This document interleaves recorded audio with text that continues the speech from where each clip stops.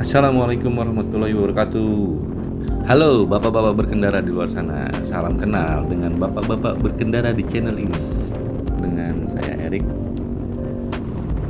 Pengen sharing sih pengalaman selama kurang lebih hampir 5 tahun pakai motor Honda ADV 150 cc tipe CBS. Kebetulan ini dibeli dari baru di tahun 2019 yang lalu. Di video ini sebenarnya pengen ngasih rangkuman pemakaian selama kurang lebih 5 tahun itu, dari pertama make sampai titik sekarang ini itu apa sih yang gue rasain, dari maintenance-nya, dari part-partnya yang harus diganti atau di custom, ditambah, di upgrade gitu sih. Kalau kesan pertama tuh dulu pertama kali make, kesan pertama kali begitu itu motor datang, begitu pakai motor itu feel-nya enak banget buat riding, secara handling, secara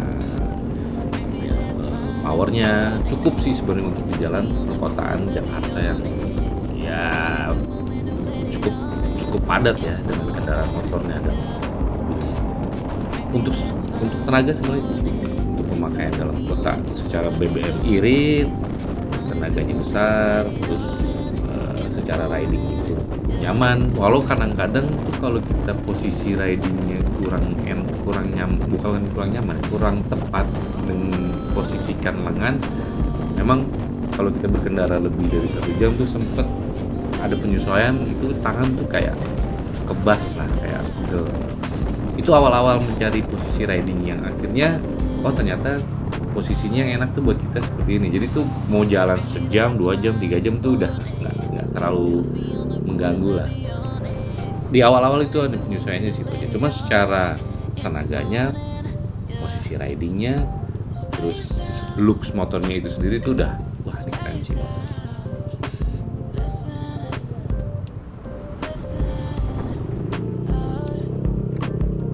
Oke, BBM sudah terisi, kita lanjut lagi.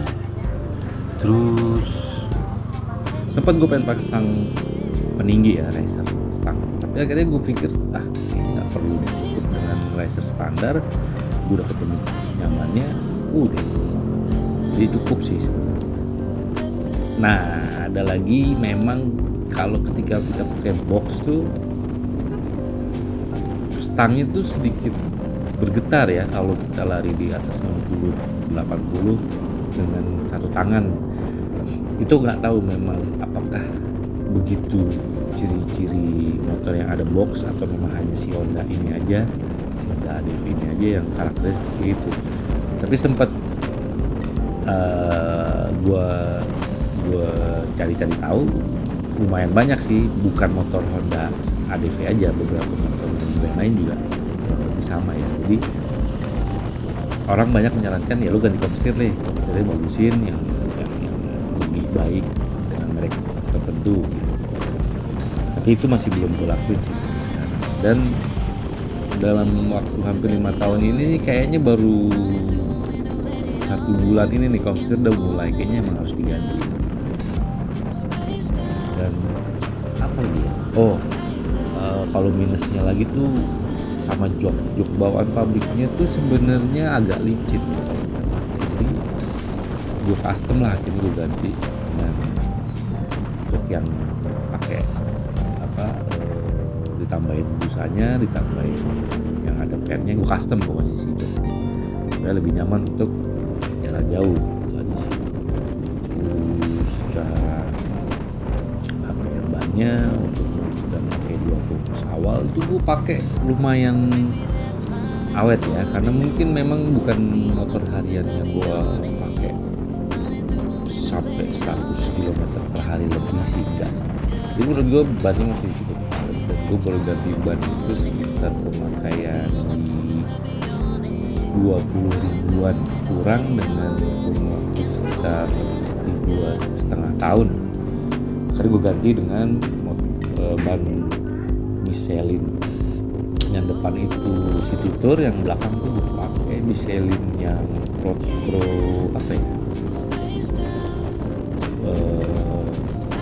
gue lupa ya. Itu ya gue ganti dengan size gue up size satu naik ke atas ya 140 itu. Nah itu ban baru gue ganti di kilometer 27an. Terus kalau untuk isian tuh kayak CVT-nya itu roller itu memang bawaan dari pabriknya menurut gue tuh cepet banget, kayang ya kalau dibilang ya. Jadi gue ganti dengan punyanya BRT itu di kilometer belum 10.000 gue ganti pakai BRT. Sekarang tuh kilometer tuh udah hampir 30.000 dan roller dari BRT tuh masih aman. Masih terakhir gue cek CVT itu bulan lalu gue servis masih aman. Kalau karet CVT gue udah ganti di kilometer 20.000an juga tuh, bareng sama mangkok. Akhirnya gue upgrade mangkok, gue ganti kapas gandanya juga gue upgrade punya Daytona. Terus mangkoknya punya modifikasi Ori itu anak Bandung, toko online di Bandung. Nah gue beli spare partnya di sana lengkap.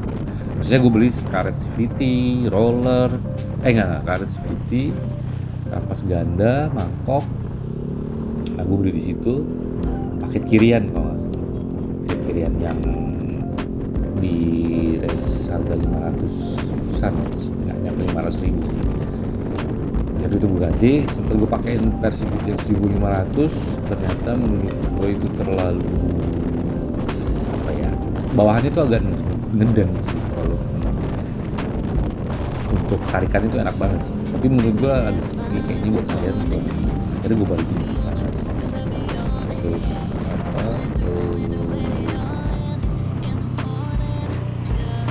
filter gue ganti dengan filter yang stainless walaupun bukan Verox, ada merek apa ya gue lupa, harganya setengah dari Verox dan menurut gue worth it. Terus handle-nya gue ganti pakai RCB, gue tambahin lampu tembak Duramoto yang entry, terus gue pakein tabular crash bar ya supaya pengaman, karena waktu gue beli pertama beberapa bulan kemudian itu gue sempet jatuh sih, nyenggol pembatas dan itu sedikit melukai bodi bawah. Jadi gue memutuskan pakai tabular crash bar biar lebih aman, dan sempet jatuh lagi kemarin dan cuma sedikit baret karena ada si crash bar ini, cukup aman sih. Ditambah box belakang, gue pakai box set ukuran 42 itu cukup banget buat helm, buat bawa barang kalau kita lagi touring ya, tungguin medium touring lah, jalan-jalan ke Jawa Barat, ke daerah-daerah Jawa Barat sana. Terus gue beli juga side rack, rak samping untuk tambahan bagasi, tapi gue beli ya merek murah sih sebenarnya, di BNSB sebenarnya 200 itu gue beli sekitar 200.000-an. Memang secara kualitas sebenarnya bagus, cuma kekurangannya itu gampang karat di semur sama sambungan itu udah mulai agak berkarat di baut L-nya ya. Tapi selebihnya sih oke sih. Gue pernah pakein untuk bawa tenda, gue pernah bawa tas samping, aman aja sih. Terus apa lagi? Windshield gue ganti windshieldnya aftermarket, smoke. Terus gue tambah saklar gue ganti ini yang pusat yang PNP ke ADV. Terus klakson standar sih secara custom ya. Sama ban belakang itu memang itu penyakitnya kali ya, banyak di forum-forum ADV itu mereview bahwa mereka punya kendala dengan bunyi kretek di ban belakang yang katanya sumbernya dari mur asnya, si baut asnya sih. Nah itu cukup sempet ngeganggu, tapi sekarang sih alhamdulillah udah selesai lah masalahnya. Cuma aki tuh mungkin normal ya, pemakaian udah 3 tahun tuh, kemarin udah kita ganti. Nah sekarang udah pakai setahun setengah 2 tahun masih aman, walaupun kadang-kadang indikatornya nyala tuh kalau lagi posisi dingin ya, harus hujan semalaman mesin nggak dinyalain 1-2 hari itu kan pertama di awal dinyalain stop kontak tuh kadang-kadang pas di starter akinya indikatornya nyala, tapi begitu sudah hangat kita pakai sebentar muter matiin lagi dinyalain indikatornya hilang.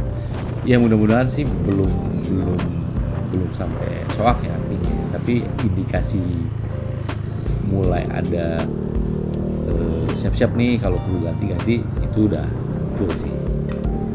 Itu kalau plusnya udah pasti banyak sih. Plusnya itu BBM-nya irit, perawatannya mudah, berkalanya. Nanti oli juga tidak susah. Cukup panjang nih pembicaraan, walaupun durasinya kurang lebih udah 10 menit lebih ya. Mungkin sampai sini dulu deh dengar ocehan dari bapak-bapak berkendara yang satu ini. Semoga bermanfaat dan bisa jadi ya bahan diskusi buat kita bareng-bareng sih dari pengalaman pribadi gue ini. Oke, sampai sini dulu. Thank you sudah menonton. Ciao.